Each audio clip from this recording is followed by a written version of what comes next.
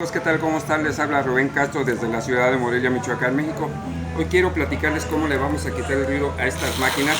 Es una máquina Babyliss, que es igual de Rapinoe, y es otra máquina también Babyliss que también hacen el mismo tipo de sonido. ¿Cómo vamos a corregir el sonido? ¿Cómo vamos a corregir para quitarles el ruido a estas máquinas? Estas máquinas en la parte trasera traen un buje, que lo que vendría siendo el equivalente a un valero. Lo primero que tenemos que hacer es retirar esto de aquí. Vamos a retirarlo. Ponle una pausa para que retire esto primero, para no tardarnos. Ya que retiramos aquí vela cercano, ¿qué es lo que voy haciendo? Aumentale. Vamos a retirar aquí. Y les digo que aquí en la parte trasera va un buje. Entonces, ya que retiramos el tapón que trae, vamos a buscar el equivalente al motor, lo que trae aquí. Entonces, con una terminal vamos a introducirla aquí para que nos dé exactamente la medida que requerimos aquí para que entre. Entonces, metemos esto aquí y que pueda girar perfectamente bien. Nada más la voy a abrir tantito. Ya. Ahí está.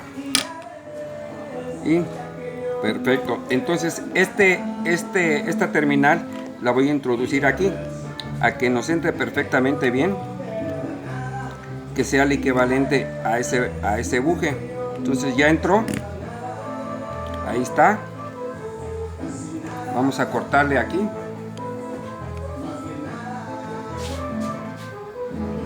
Vamos a cortar lo que nos sobra. Una pausa, por favor.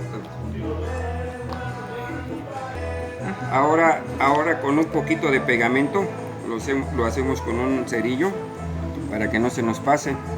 Entonces le aplicamos un poquito de pegamento en la terminal y un poco de carbonato o bicarbonato. Ya quedó fijo. Ahora vamos a instalar otra vuelta el motor.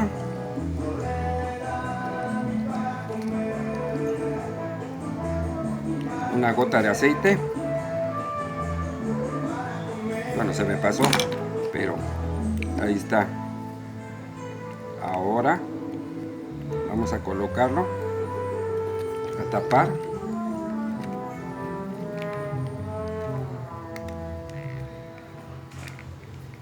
Y lo vamos a poner a funcionar. Ahorita le ponemos los tornillos.